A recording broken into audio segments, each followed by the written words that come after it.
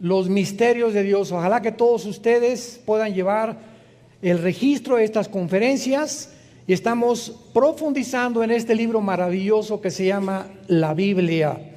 Y como cristianos, yo tengo 42 años de cristiano, no puedo creer todavía que, y podríamos tener 500 años de cristianos, que hay pasajes de la Biblia que leemos y que el año que entra lo vuelves a leer y dices, aquí hay algo que yo ya había leído y no lo había notado. Y lo puedes leer 500 veces, por ejemplo, el Evangelio de Juan, y descubrimos secretos, ahí estaban, pero no teníamos la iluminación del Espíritu Santo para entender la mente que está escondida, encriptada. Por eso Jesús hablaba en parábolas, porque escondía las verdades espirituales en un lenguaje sencillo para que solo aquellos que tienen a Jesús y que siguen a Jesús los pudieran comprender. Por ejemplo, en Mateo 13 Jesús les dice a los discípulos, cuando habló de la parábola del sembrador, vengan para acá. En la semilla, el sembrador, las espinas, las piedras, etcétera, etcétera, la gente no entiende que estoy hablando simbólicamente o metafóricamente, pero a ustedes, les dice Cristo a sus discípulos, les es dado conocer los secretos de los misterios de Dios. Como dice Deuteronomio 29:29, las cosas escondidas pertenecen a Dios, mas las reveladas a sus hijos. Entonces, no nos imaginamos los tesoros que Dios tiene escondidos en este maravilloso libro que estamos a través de esta serie descubriendo y maravillándonos y llenándonos cada día de estas piedras preciosas escondidas que ahí están encriptadas, esperando que haya cristianos diligentes que las puedan desenterrar y que podamos descubrir que es un libro sobrenatural. Voy a continuar en este momento a desarrollar el misterio de la eternidad. El misterio de la eternidad. El tiempo siempre ha sido uno de los misterios por muchas generaciones. Cuando Génesis 1:1 dice en el principio, Dios creó los cielos y la tierra, estaba involucrando el principio de tres cosas, si quieres tomar nota, y gracias a Dios que haya personas astrofísicas que nos acompañan o que puedan escuchar, que la Biblia es un libro, está relacionado con la física, con la química, con la genética, con la antropología, con la sociología, la arqueología, en fin, con todas las disciplinas académicas que puedas mencionar. Entonces, cuando dice la Biblia, en el principio Dios creó los cielos y la tierra, está hablando del principio del tiempo, de la materia y del espacio. Del tiempo, la materia y el espacio. Muy bien. Si Dios está diciendo que en el principio había el tiempo y comenzó el tiempo a existir, ¿qué significa? Que antes de eso no existía el tiempo. ¿Me van siguiendo? Antes de eso no había materia. Antes de eso no había espacio. Dice la Biblia que las cosas que se ven fueron hechas de las que no se veían. Entonces había un mundo antes que nosotros, invisible espiritual, donde estas entidades espirituales, que la Biblia le llama ángeles, comenzaron cuando Dios crea el tiempo y la materia y el espacio, pudieron entrar a nuestras dimensiones, como lo vamos a ir poco a poco desarrollando, y estos ángeles o entidades espirituales, al entrar a nuestra dimensión, dejando su dimensión, comen como nosotros, duermen como nosotros, se parecen a nosotros y muchas veces tienen conocimientos actualmente de sabiduría que nosotros no tenemos. Entonces, esto es muy interesante porque ¿alguna vez has pensado tú qué es el tiempo? ¿Cómo podríamos definir la palabra tiempo? Hay una frase muy conocida de los marineros y dicen, el tiempo y las mareas no se pueden detener. Muy bien, nosotros hemos inventado desde la antigüedad muchas formas para definir el tiempo, porque en la antigüedad pues se veía la posición del sol en el cielo, más tarde se inventaron los relojes de arena, después los de bolsillo, y actualmente tenemos relojes pues de pulsera, de pared, computadoras, internet, donde todos los días estamos midiendo lo que es el tiempo. Vean ustedes este ejemplo. ¿Cuál es el presente ahorita de todo lo que les he compartido? El presente es una parte infinitesimal entre el pasado y el futuro. Cuando yo estoy hablando, ya pasó. El presente es infinitesimal. Y estamos entre el pasado y el futuro. Cada milésima de segundo que pasa, ese fue el presente. Y ya no existe. Lo que hace una milésima de segundo tú estabas pensando o haciendo, ya no existe. Porque ya forma parte del pasado. Entonces vemos cómo el tiempo es algo que viene así y al mismo tiempo se viene proyectando hacia el futuro, pero no quiero que se empachen todavía.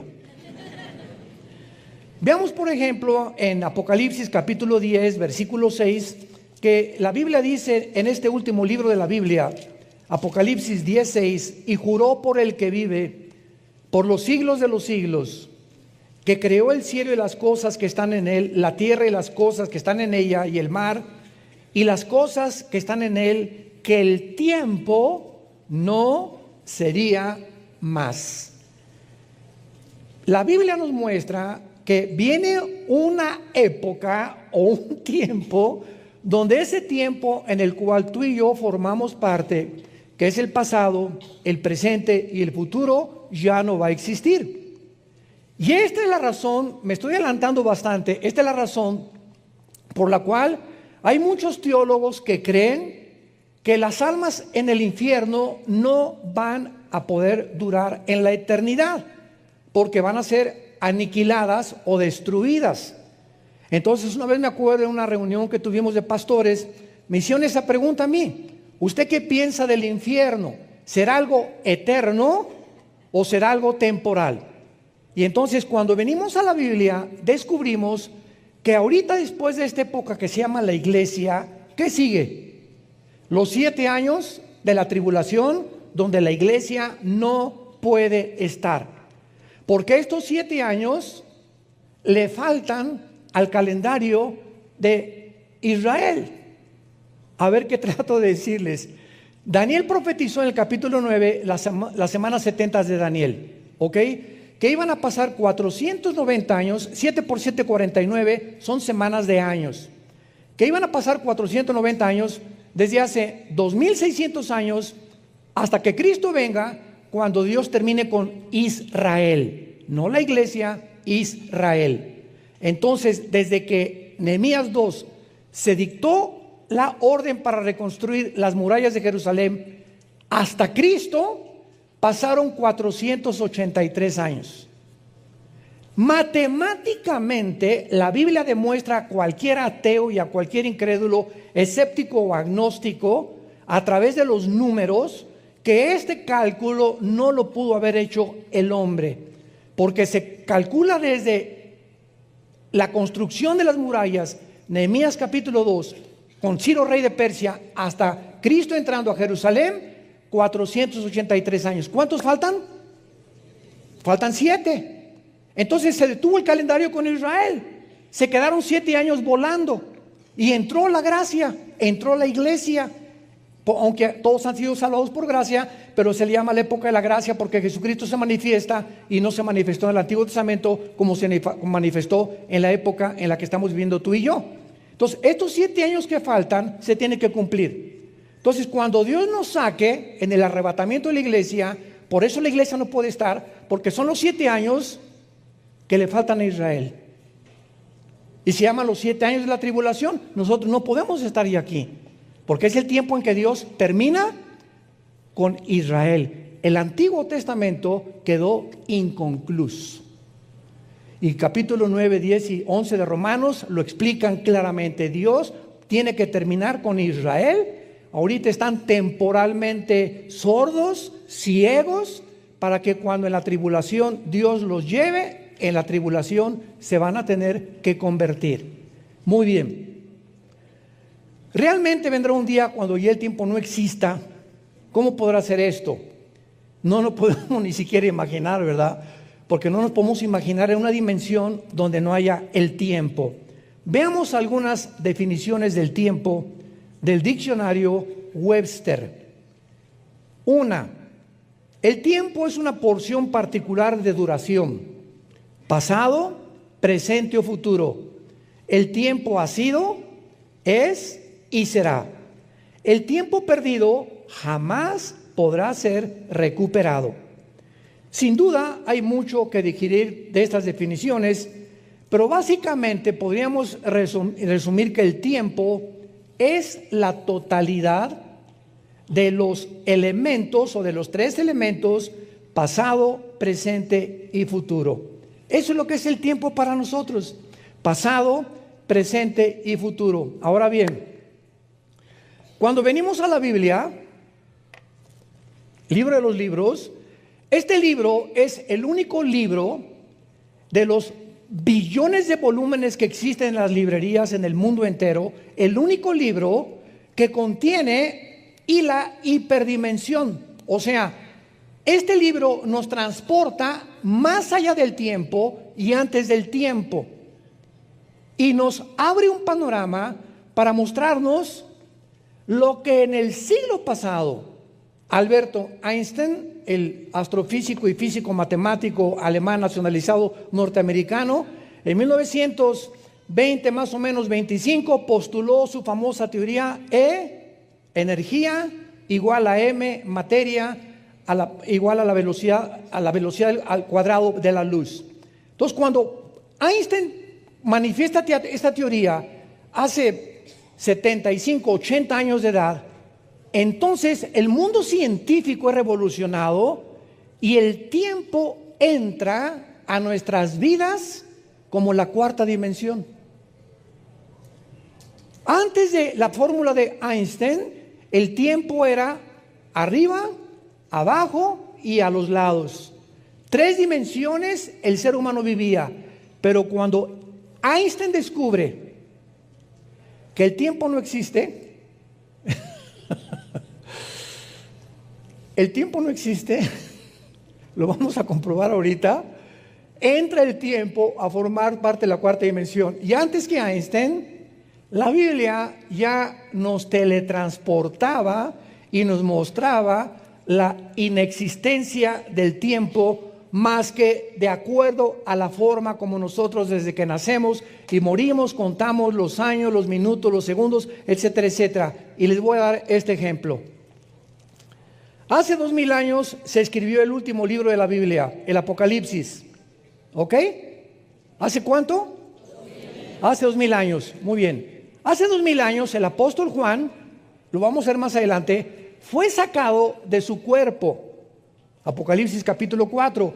Fue sacado de su cuerpo y fue trasladado 2000 años después al futuro. Juan estaba allá hace 2000 años. Y Juan es transportado 2000 años para ver cómo va a terminar la humanidad. Vio al anticristo, vio a la gran ramera, vio las copas, vio los sellos, vio las cosas que cuando él estaba vivo no estaba sucediendo. Entonces Juan vio algo que va a suceder, que no ha sucedido en el presente y que ya sucedió. Les dije que se les iban a fundir los fusibles. Cuando yo descubrí esto y me di cuenta, ¿verdad?, ¿cómo es posible que la Biblia nos muestra que sí se puede viajar en el tiempo? ¿Y cuántas películas hay acerca de esto? Viajeros del espacio, o personas que se transportan o que regresan en el pasado a la época de Hernán Cortés, y que aparecen de repente en la época de Hernán Cortés vestidos diferentes y regresan otra vez al siglo XX de donde fueron sacados. Cantidad de películas hay de este aspecto, pero quiero mostrarles a ustedes los ejemplos que la Biblia nos da de estas personas que han sido sacadas de su cuerpo, han sido transportadas al pasado y al futuro. Ezequiel capítulo 8. Veamos primero con el profeta Ezequiel. Todo esto está en la Biblia Y muchos no lo han descubierto porque siguen con telenovelas, perdiendo el tiempo, que no jamás se recupera en toda tu vida. Dice Ezequiel capítulo 8, en el 6º año, en el mes 6º, a los 5 días del mes, aconteció, es Ezequiel que está describiendo esto, que yo estaba sentado en mi casa y los ancianos, o sea, los líderes de Judá, estaban sentados delante de mí. O sea, Ezequiel se encontraba cautivo en Babilonia. Y allí se posó sobre mí la mano de Jehová el Señor. Y miré, he aquí una figura que parecía de hombre, desde los lomos para abajo, fuego, desde sus lomos para arriba, parecía resplandor, el aspecto de bronce refulgente. Él está describiendo a un ángel, que así es como se describen en Daniel también. Entonces ahí está sentado Ezequiel, se le aparece un ángel. Y aquella figura extendió la mano y me tomó por las orejas, o sea, traía trenzas en su cabello Ezequiel. Y el espíritu me alzó, o sea, lo sacó de su cuerpo entre el cielo y la tierra. Entre el cielo y la tierra. No arriba del cielo, entre el cielo y la tierra, donde el tiempo existe. Y me llevó en visiones de Dios a Jerusalén. En otras palabras, aquí está Ezequiel. Señor, ¿por qué estamos sufriendo todos los judíos?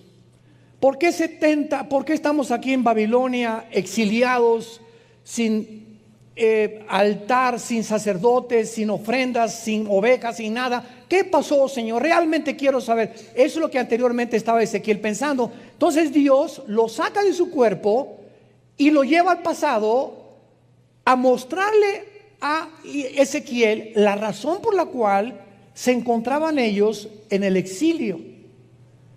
Y cuando Ezequiel descubre todo lo que Dios le muestra, por ejemplo, en el versículo 5, Dios le dice, me dijo, hijo de hombre, alza tus ojos hacia el norte. Alcé mis ojos hacia el norte, he aquí al norte, junto a la puerta del altar, aquella imagen del cielo. Lo primero que Dios le muestra a Ezequiel es que en la entrada de lo que ellos tenían como el templo sagrado, había ídolos. Se habían vuelto a la idolatría, la imagen del celo, porque dice Santiago 4:4 que Dios es un Dios celoso. Y cuando nosotros dejamos a Dios siendo cristianos, por la novia, por el novio, por el deporte, por lo que sea, provocamos a celos a Dios. Son celos santos. ¿Qué significa esto? Que por el amor que Dios nos tiene, Él sabe que en cuanto nos alejamos de Él, comenzamos a autodestruirnos. Comenzamos a hacernos daño, creyendo que es mucho mejor lo que el mundo nos ofrece. No es cierto, no es cierto, no es cierto. Entonces Dios tiene que intervenir, lo que se llama en Hebreos 12 la disciplina de Dios, porque Dios al que ama duro y duro y duro, pau, pau, pau. Porque si no nos hace pau, pau y pau, Dios no nos pudiera amar. Los papás que no disciplinan a sus niños, no es cierto que los aman. Están involucrados en un sentimentalismo completamente negativo. Porque así como le hago al niño pau, pau, pau, lo abrazo y lo beso. El pau, pau, pau es señal que lo amo. El niño no lo entiende, pero cuando crece se da cuenta, gracias porque a tiempo mis padres me corrigieron. Bueno, ya más adelante, ¿verdad? En el versículo 14 de Ezequiel 8, lo lleva a la entrada a Ezequiel de la puerta de la casa. ¿Y qué es lo que ve Ezequiel? Mujeres sentadas endechando a Tamuz. Era la diosa de los fenicios. Las mujeres habían abandonado el seguir a Jehová porque los líderes, sus esposos, se habían involucrado en otros asuntos que no era seguir a Dios.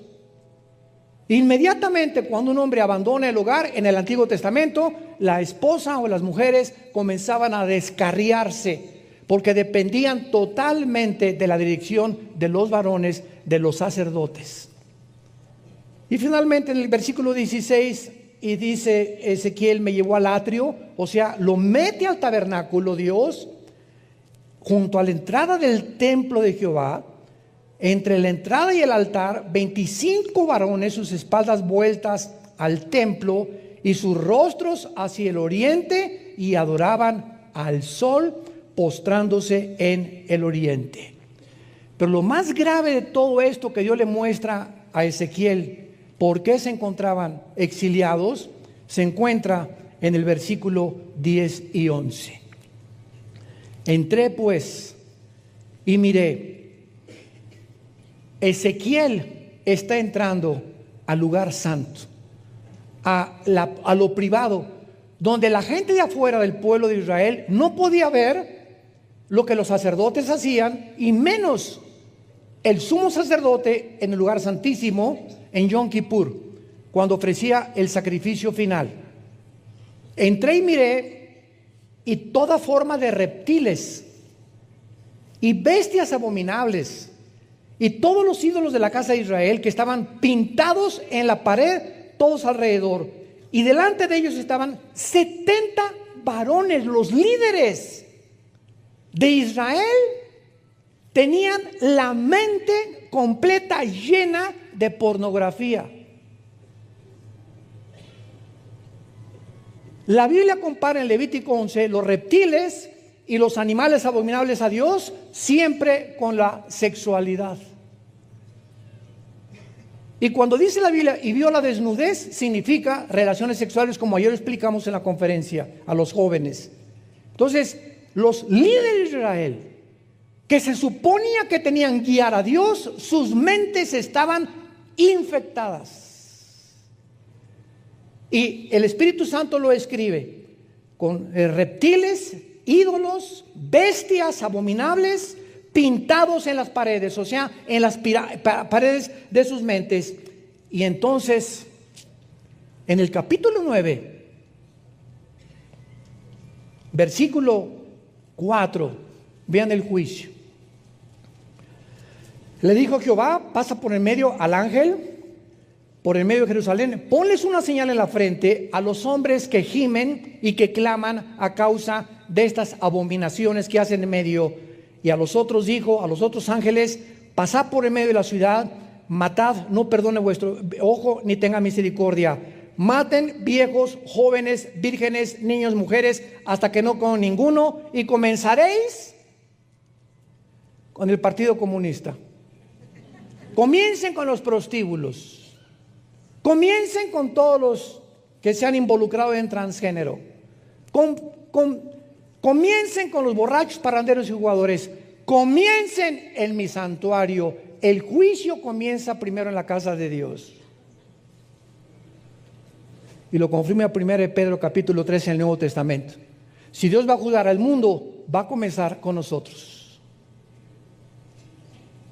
Antes de que Dios siga con más juicios en el mundo, va a comenzar a limpiar su iglesia. Y ahorita es un tiempo de purificación de los cristianos, porque ahorita los que no son, no van a aguantar lo que se viene el mes que entra, o dentro de 6 meses, o dentro de un año. No lo van a aguantar. ¿Por qué? Porque en el tiempo en que debemos fortalecer nuestras vidas y fortalecer nuestra vida interior, es para prepararnos para los próximos meses. Cuando dice David, Señor, enséñame a contar mis días para que traiga sabiduría, esa palabra contar en el hebreo es preparar. ¿Y qué es lo que nos prepara para mañana y para la semana que entra? La oración. ¿Qué es lo que nos prepara para el futuro? La oración. Vivir de rodillas. Velad y orad para que no caigáis en tentación. Las tentaciones que vienen ahorita en el mundo no nos las vamos a acabar. A los hombres y a las mujeres también. Y solamente van a sobrevivir los sobrevivientes de los Andes. Aquellos que han podido darse cuenta que estamos en una guerra espiritual. No estamos en Disneylandia ni en Reino Aventura. Estamos en una guerra espiritual. Y todo esto va a pasar ya. Pero los únicos que van a sobrevivir van a ser los guerreros. Los que vivieron de rodillas y tomaron en serio su palabra. Comiencen con mi santuario. Impresionante. Este hombre, Ezequiel, viajó al pasado. Se dio cuenta por qué Dios los mandó 70 años exiliados allá a Babilonia. Para que allá, bajo el exilio, bajo la presión, bajo el sufrimiento, la falta de comida, la falta de cine, la falta de todo, compararan con la vida que Dios quiere darnos. Y ahí pudieran arrepentirse ellos y darse cuenta que separados de Él, nada podemos hacer. Veamos ahora en 2 Corintios 12 otro ejemplo de otro hombre, el apóstol Pablo, que es sacado de su cuerpo. Y él no es transportado al pasado ni al futuro. Simplemente Pablo sale como Ezequiel de nuestra dimensión. Dice 2 Corintios 12, ciertamente, quiero recalcar esto, cuando Pablo está escribiendo esto, ya habían pasado 15 años de su experiencia que va a narrar a continuación. No me conviene gloriarme, pero vendré a las visiones y a las revelaciones del Señor. Conozco a un hombre, o sea, él se describe así, en Cristo, que hace 14 años, si en el cuerpo no lo sé, si fuera del cuerpo no lo sé, Dios lo sabe, fue arrebatado hasta donde Dios tiene su trono, hasta el tercer cielo. Pablo fue sacado, y cuando él fue sacado, en su mente subconsciente, cuando él regresó, como cuando vemos el sueño, ¿era yo en el sueño? ¿Era realmente mi papá el que vi? ¿Era mi tía la que vi en el sueño, que me jaló los pies en la noche? Y comenzamos a darnos cuenta, nuestra mente consciente registra la mente inconsciente porque está en el subconsciente para que pueda ser almacenada, y es impresionante el almacén que tiene nuestra memoria de cosas que vemos todos los días. Tú puedes pasar en un mercado y ver una marchanta vendiendo mangos y llegas en la noche y te acuerdas de la cara y de la experiencia con la marchanta de los mangos. Y tenemos 1001 eventos y características y experiencias diarias que están todas en la mente. Por eso Romanos 12:2 nos dice, no se conformen a este mundo, o sea, no acepten que el mundo moldee vuestra manera de pensar. Si tú estás viendo siempre pornografía y telenovelas, está entrando todo a tu mente sin que te des cuenta, está moldeando tu subconsciente, tu inconsciente, y está provocándote que cuando estés en tu consciente, lo que entró por tus ojos, lo que oíste por tus oídos, va a determinar tu manera de vivir. Tu psicología determinará tu filosofía, y tu filosofía determinará tu manera como tú vivas. Tú eres lo que eres y haces lo que haces porque eso es lo que crees. ¿Y sabes por qué haces lo que crees? Porque has creído la mentira. Y Satanás es el padre de la mentira. Y cuando hacemos cosas malas es porque de la abundancia del corazón habla la boca. Cuando hablamos cosas malas y maldecimos es porque nuestro corazón así está infectado, enfermo. Nuestra alma está enferma por dentro. Y lo único que nos puede lavar es esto. Día y noche medita Josué en este libro de la ley. No se conformen a este mundo, dice Romanos 12:2, sino transfórmense. Cambia tu manera de pensar, cambia tu manera de entender. Comienza a llenarte, a memorizar la palabra de Dios, que llene tu palabra. 2 versículos en la mañana, 2 en la tarde, 2 en la noche. Memoriza la palabra, memoriza el Salmo 23, el Salmo 91. No puede, hermano, pues no, porque no memorizas. Es que no se me queda nada, pues porque nunca lo has practicado. Un niño de 6, 7 años puede hablar 4 idiomas. Un niño de 7 años puede hablar 4 idiomas. Hay niños que se están graduando de la universidad de 14, 15 años de edad. Nadie diga, no puedo. Sí se puede, cuando nosotros obedecemos la palabra de Dios. Y dice Pablo, fue arrebatado del cielo, y dice el versículo 3, conozco al tal hombre, si en el cuerpo fuera el cuerpo, no lo sé, Dios lo sabe, que fue arrebatado al paraíso. ¿Se acuerdan cuando Cristo estaba en la cruz? ¿Qué le dijo al ladrón? ¿Hoy estarás conmigo? Estaba el paraíso todavía en el centro de la tierra. En el centro de la tierra. Después de la cruz, el paraíso ya no está en el centro de la tierra. Lo único que está en el centro de la tierra es el infierno. Ahí está todavía el infierno en el centro de la tierra. Pero Pablo dice, fui arrebatado al paraíso. El paraíso se subió al cielo. Porque todos los que estaban en el paraíso, esperando desde Adán hasta la muerte de Cristo, su crucifixión, fueron sacados de ahí y trasladados al cielo con Dios. Entonces el ladrón junto a la cruz bajó con Cristo en esos 3 días, y cuando resucitó Cristo se llevó a todos para que pudiéramos de la cruz a nuestros días, ausentes del cuerpo, presentes en el Señor. Y finalmente tenemos al apóstol Juan, Apocalipsis capítulo 4, que se encuentra exiliado por un emperador romano en la isla de Patmos, que está junto al mar Egeo. Está exactamente al occidente de Grecia. Si estás en la península griega, a la izquierda, en el occidente, ahí está la isla de Patmos.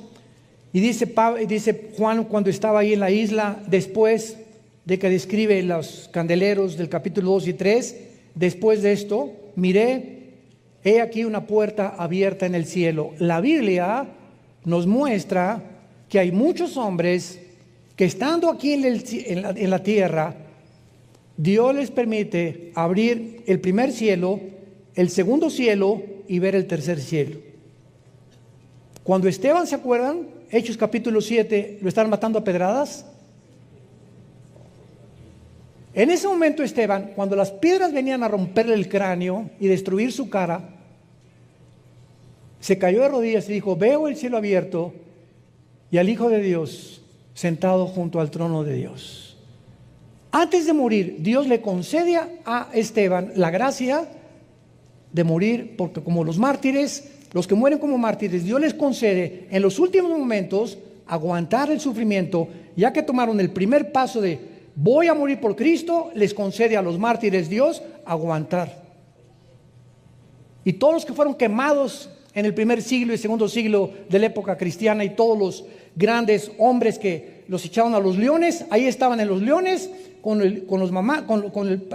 la niña, con el chiquito, en los matrimonios, abrían las jaulas, salían los leones y los tigres y me decían, no, písanlo, sáquenme de aquí.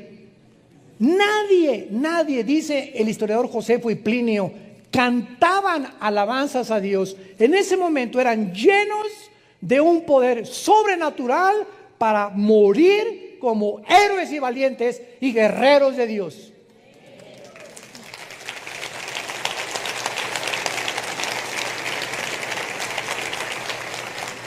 Pero si tú no vives para Dios en esta vida, tampoco estarás listo para morir por Él. Si en esta vida fuiste cobarde y ni siquiera fuiste un testigo fiel de Dios, tampoco cuando tú mueras lo serás.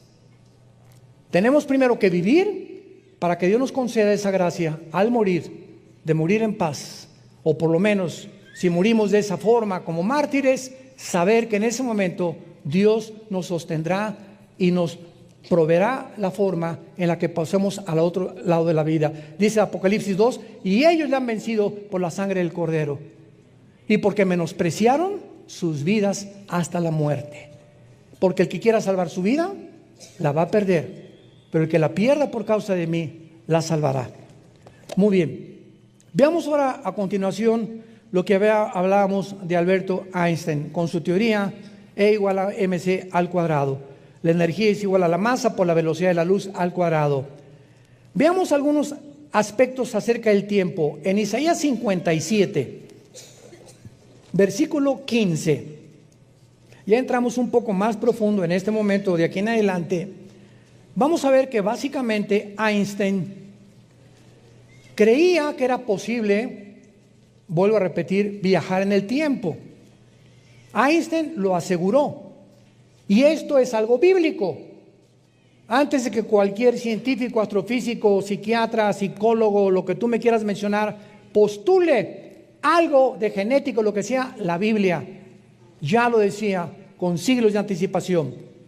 Entonces vemos que Dios toma varias personas en la Biblia, como lo hemos visto, y vemos a continuación que realmente en el cielo no existe el tiempo.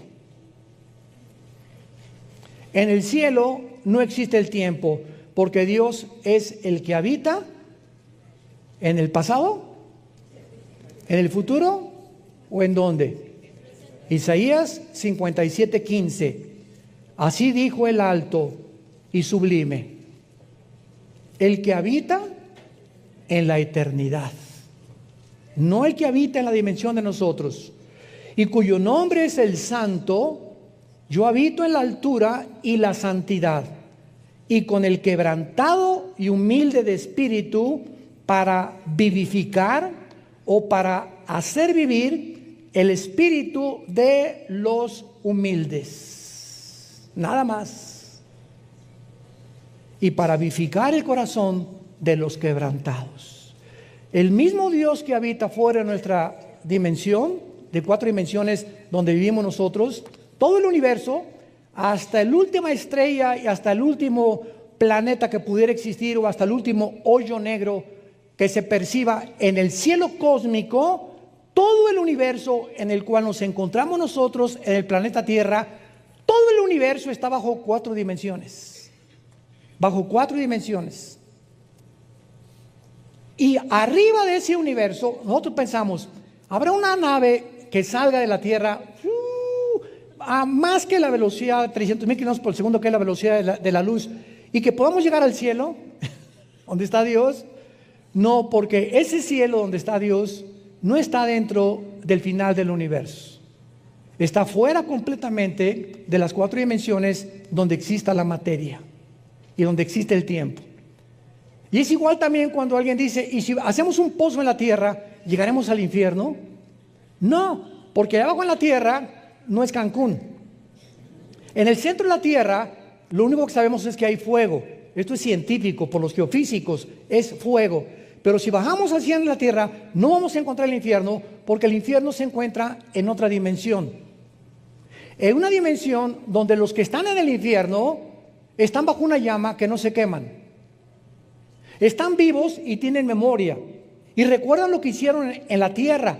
Pero al mismo tiempo, ahí tienen ya 2,000, 3,000 años y no han envejecido. Están esperando ser sacados para ser lanzados después del milenio al lago de fuego.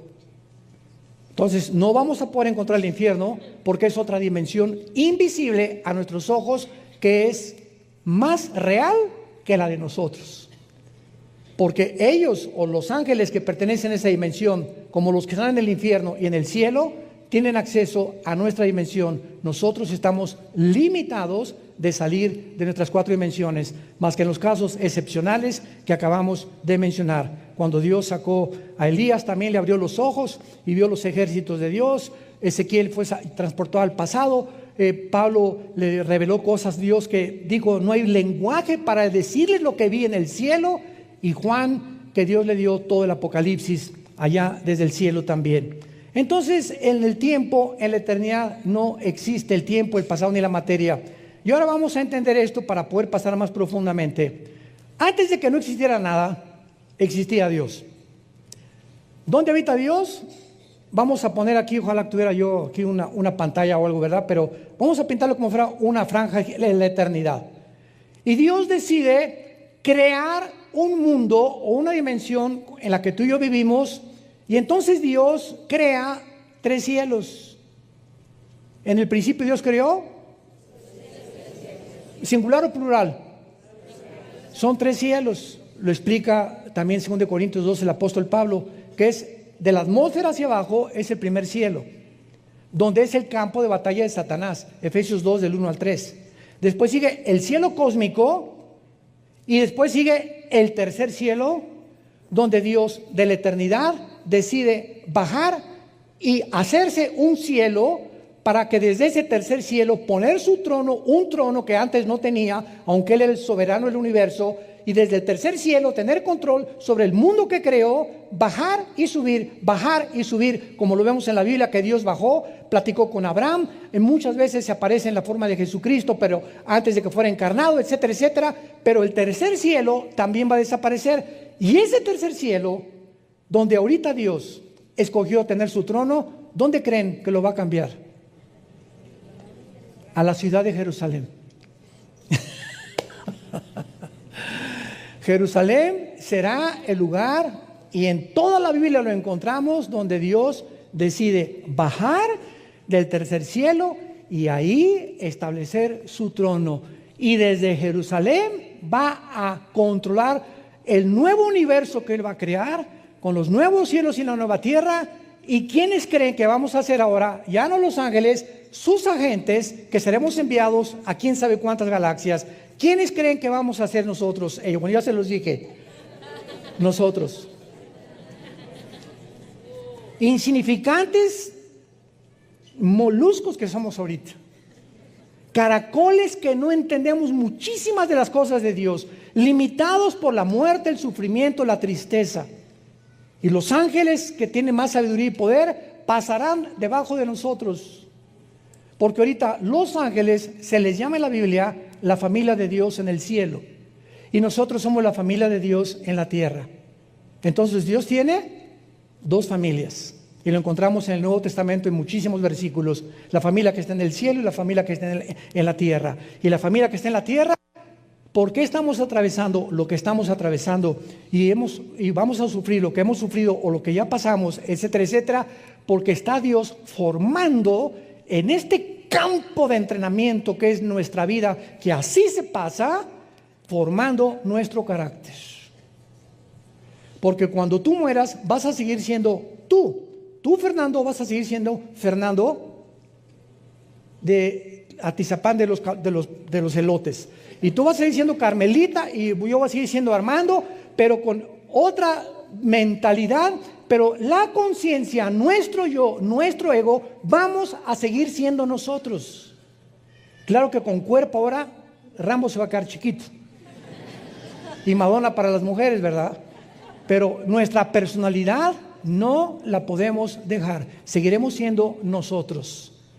Y nos vamos a dar cuenta cuando veamos todo lo que vamos a hacer, que valió la pena. Como dice Romanos 8, el apóstol Pablo, las cosas que hemos sufrido no se pueden comparar con las glorias que Dios tiene para aquellos que le aman. Y que han pagado el precio de ser fieles hasta la muerte. Perteneces tú y tú a esa clase de guerreros. ¿O prefieres vivir en esta vida lo que el mundo te da? Tristezas, vergüenzas, frustraciones, desilusiones y amarguras, todo lo que el pecado le ofrece al ser humano. Les pongo la bendición y les pongo la maldición. Tú tal vez hoy vas a escoger a quién quieres seguir. ¿Quieres seguir siendo maldecido en tu vida o quieres seguir siendo bendecido en tu vida? El que quiera cargar su cruz, que me siga. Porque no podemos seguir a Jesús sin cargar esa cruz, sin estar dispuestos a sacrificarnos por los demás. En eso consiste el liderazgo espiritual.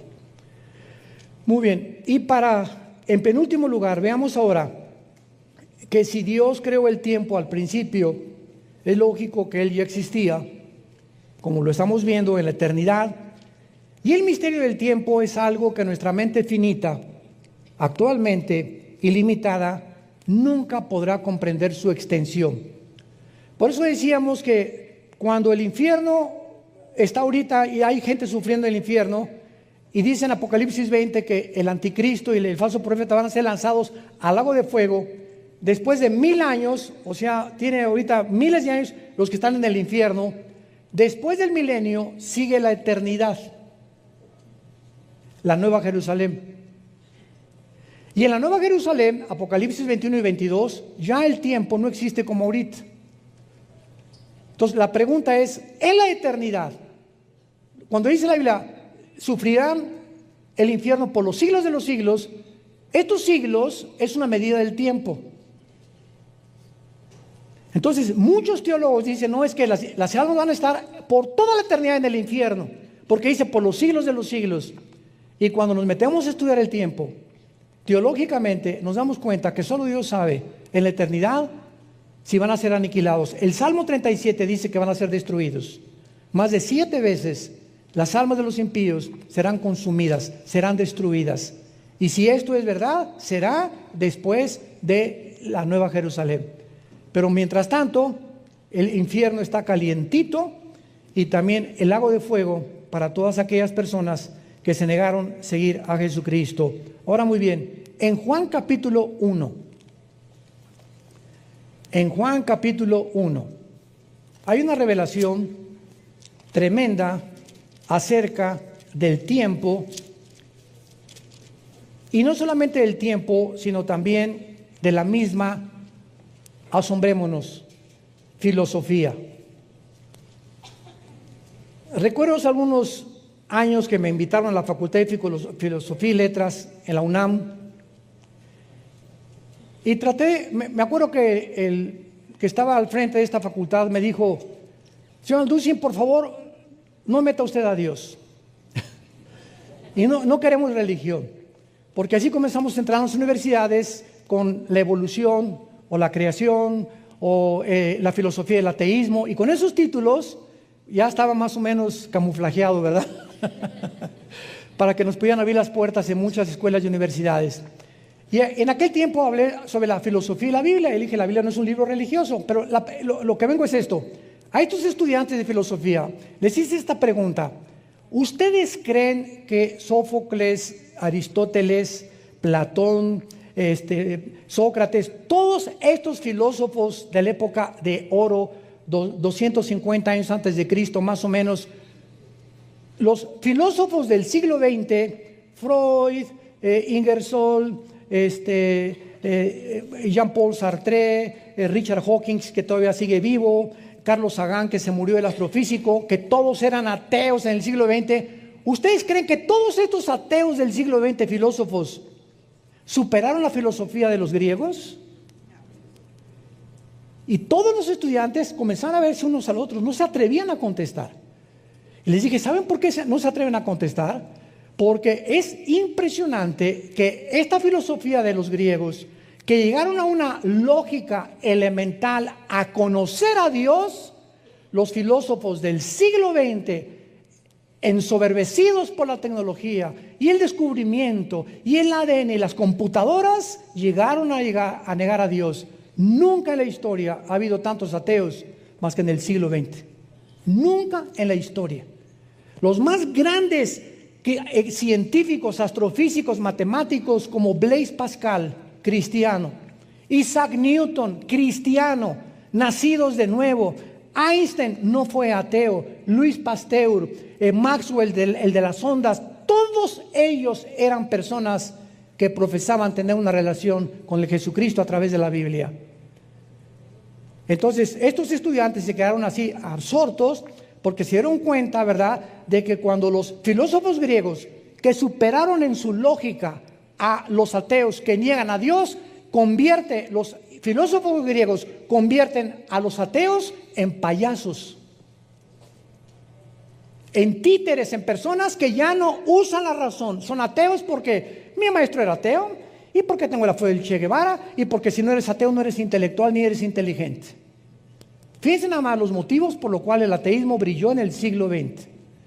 ¿Y qué fue lo que dijo Sócrates? Pienso, luego existo. Existo, luego vivo. Si estoy vivo, tiene que haber una causa para mi existencia. Y si esta causa no está en mí, trasciende mi humanidad y mi inteligencia.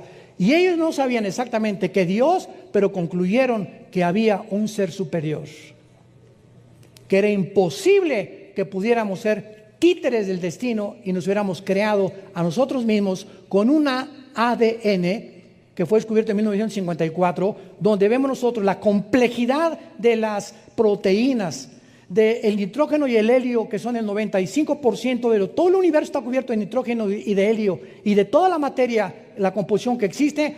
¿Cómo pudo esta materia y este ADN, como robotitos, darles instrucciones a cada célula para que produzcan y superen a cualquier fábrica que el ser humano haya podido fabricar? Profesando ser sabios, dice Romanos 1, 20 y 22, se hicieron necios. Y ahora nosotros levantamos este libro contra todo argumento y toda altivez que se levanta contra el conocimiento de Dios, llevando todo el conocimiento y todos los pensamientos de estos supuestos pensadores que los ateos, los filósofos del siglo de oro de Grecia les llamaron payasos. o les llamarían payasos a la luz de la lógica y el razonamiento actual.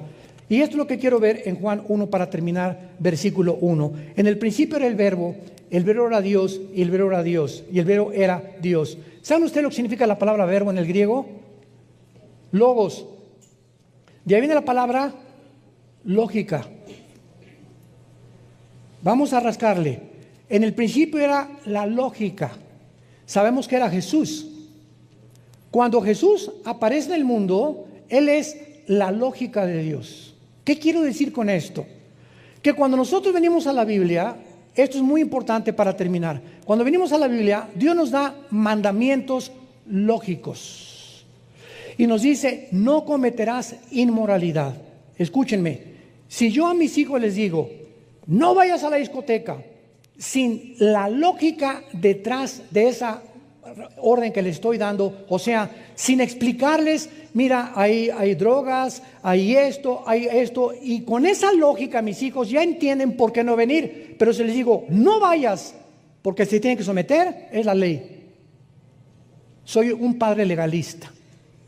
Cuando tú ordenas sin dar una razón por lo cual tú estás ordenando, no hay lógica detrás. Y cuando nosotros los cristianos creemos, no simplemente lo creo, porque lo creo, sin entender por qué Dios nos dice lo que nos dice, estamos viviendo una vida legalista.